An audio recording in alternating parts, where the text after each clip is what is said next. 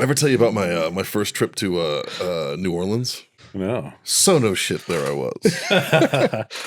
I had to go down to New Orleans for a training conference. I was running the 3 shop for the I&I station in Baltimore. And so I had to go down to New Orleans. It was like this thing. It was a whole week long. I get down there. It's me and this other kid named Matt.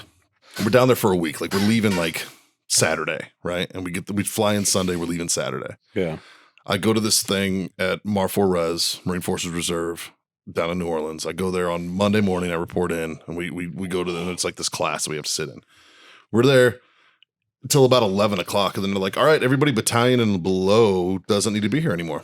And we're like, what? They're like, no, the rest of it's all regimental up. And we're like, so what the fuck do we do? They're like, go home.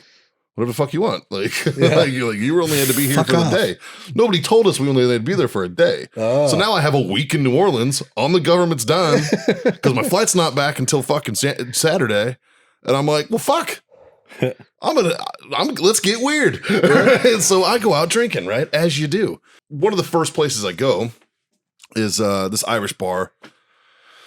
And I'm bullshitting with the bartender and I'm asking him about whiskeys and shit like that. And he's like, you kind of know what you're talking about. I was like, yeah, I bartend like as a night job, man. And he's like, oh, cool. How long are you bartending? And at that point, I'd been bartending for a few years. So I was like, and he's like, okay. And we start bullshitting, making jokes and having a good time. And we're doing shots together. And he's like, hey, dude, I'm getting ready to get off.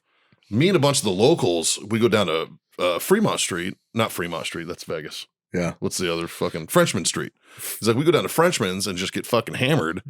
And usually, basically, life of a bartender, you get off work, you tie it on, you go to sleep, you wake up, you go back to work, right? Like, so that's kind of what they were doing. And he's like, if you want to get fucking really fucked up tonight, if you don't have plans, he's like, you're more than welcome to tag along. I was like, shit, yeah, I'll hang out with you guys. So we go down there and meet a bunch of like local bartenders and stuff and service industry people, and we're just getting fucking smashed. Every bar, it's shots of JMO Miller Lite, as you do, right? And I'm just bam, bam, bam, bam, bam. 3 o'clock in the morning comes, still drinking. 4 o'clock in the morning comes, still drinking. 5, people are starting to fall off now. Now they're tired and shit, and I'm still fucking rolling. And the dude's like, dude, did you do cocaine or something? I'm like, never done cocaine. I'm like, I've never done blow in my life, man. I got nothing. I was like, I'm just like, I like drinking booze, man. I'm having a good time.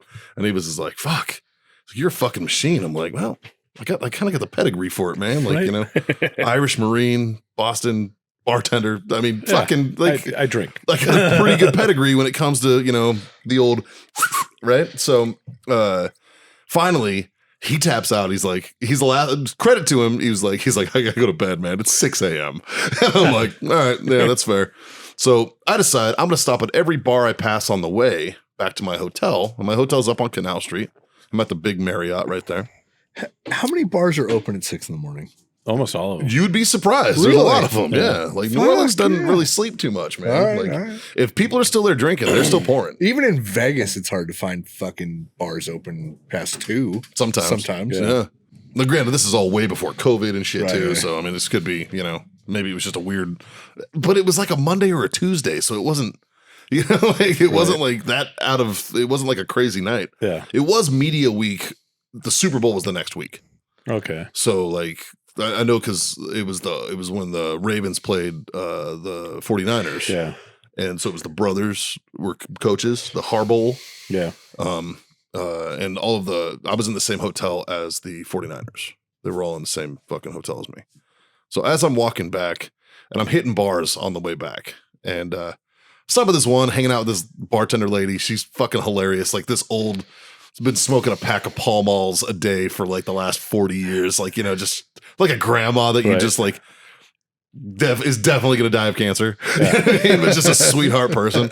Like I hung out with her for like a good, like, 20 minutes. So I had a couple drinks, hung out, went to the next bar, bam, went to the next bar, bam.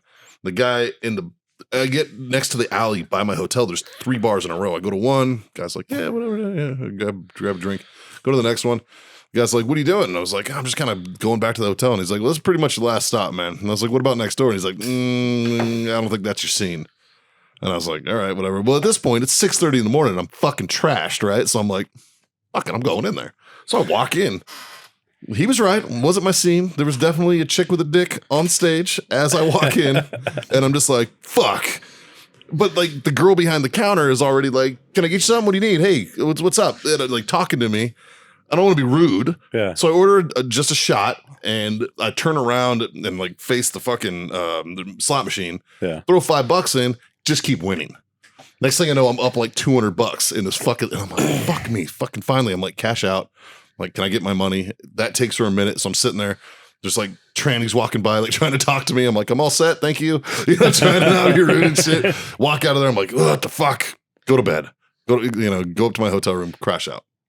Next morning, we're going to get fucking brunch. Yeah. And I'm with this kid. I'm Like, like, hey, dude, I know a cool bar. I'm like, you got to check out this fucking awesome bar I went to last night. The cool thing is, it's right next door to the hotel. And he's like, what? Yeah. I was like, yeah, dude. I was like, so we walk outside and I light a cigarette and I was like, yeah, it's weird though. They don't let you smoke in there. It's like the only bar in fucking New Orleans you can't smoke in. I was like, just go in there and hang out. I'll be there in a minute. He walks in.